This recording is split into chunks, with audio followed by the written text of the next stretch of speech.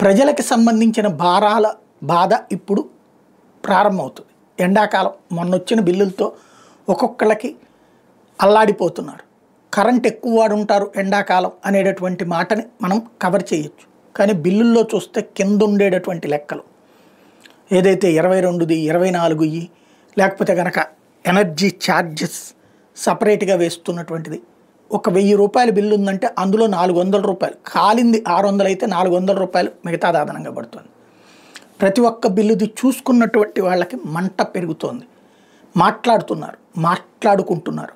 ఇవేంటంటే ఒక్క రోజులో వచ్చేసి ప్రభుత్వానికి ఏదో అవ్వో, కానీ నిదానంగా ప్రజల మెదళ్లలో ప్రారంభమయ్యేటువంటి. జగన్మోహన్ రెడ్డి అధికారంలోకి వచ్చిన తర్వాత తొలినాళ్లలో ఇట్లాగే బిల్లుకి సంబంధించి ఫస్ట్ ప్రస్తావించింది కరెంటు బిల్లుల గురించి నేనే. దోల తీర్చేస్తున్నాయి కరెంటు బిల్లులు, కరెంటు కోతల గురించి కూడా ప్రస్తావించింది ఫస్ట్ నేనే.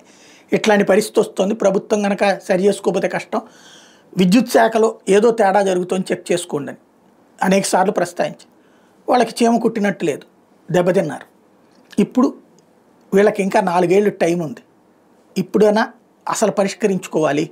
2 రూపాయలు 3 రూపాయలకే కరెంట్ వస్తుంది అని ప్రచారంలో హామీ ఇచ్చినటువంటిది వాళ్ళు ఆశించట్లేదు. కానీ తమని గుంజేయొద్దు, పాత పేర్లతో గుంజేయొద్దు, దోపిడీకి గురి చేయొద్దు అని కోరుకుంటున్నారు. ఇవాళ ఆ బిల్లుల పరంగా వాళ్ళు వాడిన కరెంటు వాళ్ళకు వచ్చిన బిల్లు లెక్క చూసుకున్నప్పుడు భారీ తేడా కనబడుతుంది. అంటే భారీగా బాదుడు కనబడుతుంది.